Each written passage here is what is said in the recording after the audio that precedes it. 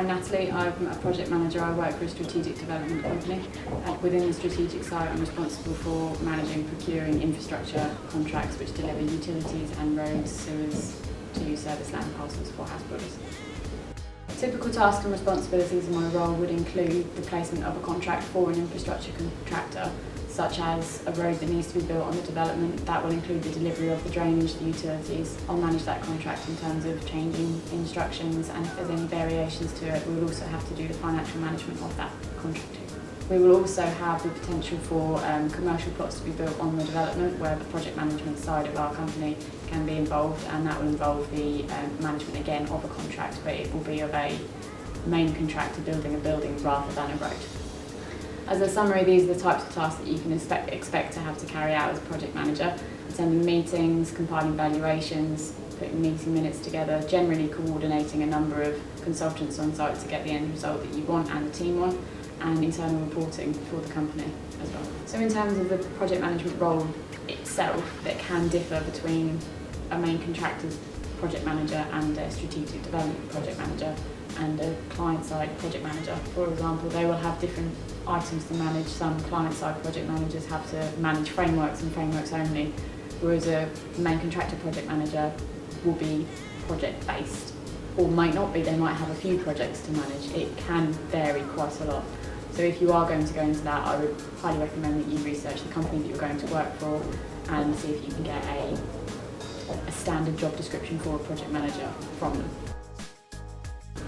Key skills that you'll need to be a project manager are communication. You'll need to be able to speak to a range of people, from the people who are laying the bricks on the development to people who are buying a plot of land on the development.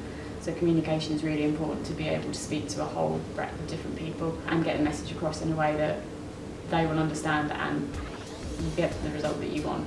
Other skills that you'll need are organisational skills. You'll need to be able to manage a number of consultants at any one time, manage a project, manage a contractor, manage a client, and you need to be able to do that effectively. There will be an element of technical knowledge that you will need, but that can come through learning via apprenticeship schemes or university degrees. I started out as a management trainee. This was an apprenticeship scheme run by a main contractor. They offered 6 years part-time degree funding, and that gave me 6 years working experience as well. Within that, they rotated you around the business so you could make sure that you really picked what it was that you wanted to do. In terms of qualifications that I needed for that, it was straight out of A-level, so I had to have some relevant A-level subjects.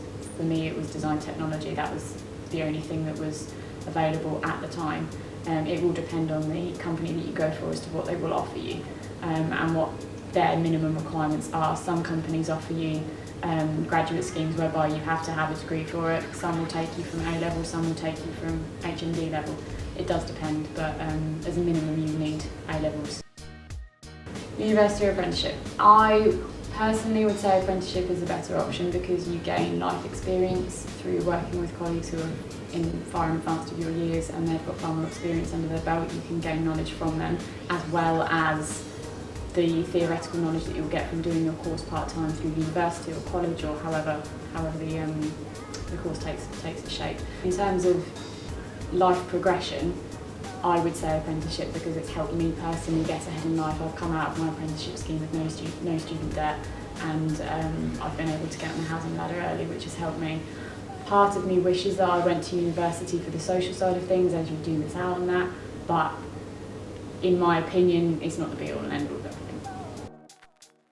Depending on which route you take, if you come out as a graduate, you will be on slightly lower than what you would be if you were fully qualified with experience, because if you are a graduate, you have theoretical knowledge and a degree behind you. You don't have any work experience to back that up, which is a disadvantage.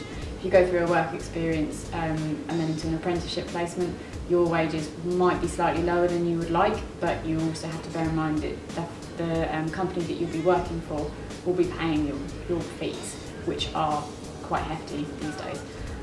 Once you're fully qualified as a project manager, you can expect to earn anywhere between £40,000 and £50,000. That is dependent on the location you're working. Obviously, London will attract a higher wage. So I started life as a trainee quantity surveyor. I worked through projects and gained experience, and then got promoted to an assistant, and then eventually a quantity surveyor at my last company that I worked for. Following on from that, I I had a switch and I went to a different side of quantity surveying, so not main contracting, I went client side, and I was a client side quantity surveyor for a couple of years. I then joined Urban and Civic as a project manager. They have a mix of financial control and project management, which really appealed to me. My next step, hopefully, is going to be a senior project manager. Moving on from that, there are other roles within the business that could take shape depending on what my personal goals and aspirations are, whether or not I want to stick to construction side of things or if I want to switch into planning. This planning development management could be something that is considered. Experience for a project manager starting out, I would recommend going to main contractors, as they will be able to actually provide some knowledge of how the process works in terms of procuring a project, designing a project, managing a project, being on site. There are some age restrictions that might apply around that. For example, I don't believe many companies accept 16 or under on site unless there's a specific risk assessment which you would need to take into account. But you can normally just get in contact with them. There is normally a community liaison individual within the company that you might be able to reach out to and see if you can get some work experience. Best times, school holidays for most of you if you're looking to go to university or apprenticeships. And companies that I'd recommend are the big main contractors, ISG, Morgan Sindall, Wilmot Dixon, RG Carter. They're all pretty good companies that will be able to show a whole range of what's involved in a typical project.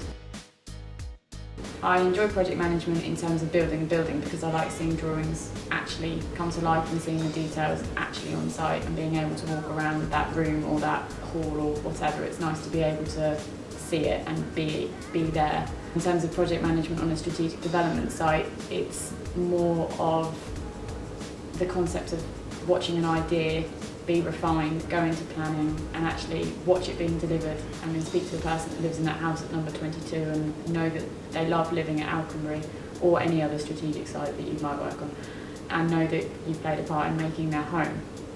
That's really rewarding for me. Advice to young people looking for career options is try everything. If you can get work experience in anything, even if you think, I don't want to do this long term, try it, rule it out.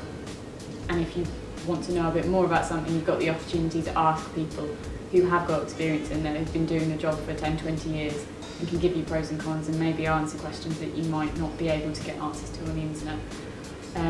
I would also say that don't worry about it, don't put too much pressure on yourself. Whatever job role you decide to go into straight after uni, straight after college, sixth form, whatever, it's not forever. The skills that you get in that job, you'll be able to transfer: communication, organisational skills, timekeeping skills. Those are things that you will always need, and they will always be useful in whatever job that you do. And any knowledge that you gain in your first job, you'll use. It's not forever, and I think that a lot of young people put too much pressure on themselves because of the cost of university fees, because of the fact that it's a specific course that you're doing.